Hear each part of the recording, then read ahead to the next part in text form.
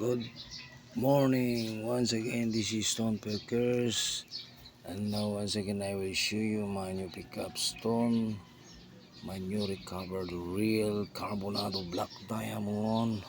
I have so many here. Black carbonado black diamond. Yes, this is carbonado black diamond. You can see the black looks like charcoal. Yeah, sparkling shine,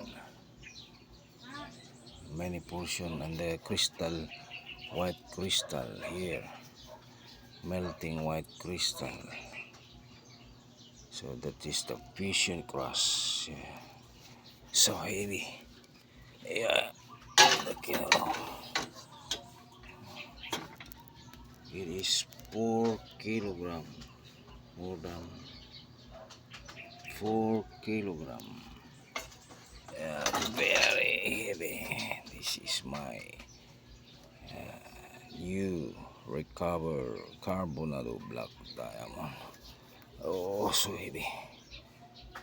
Okay, thank you.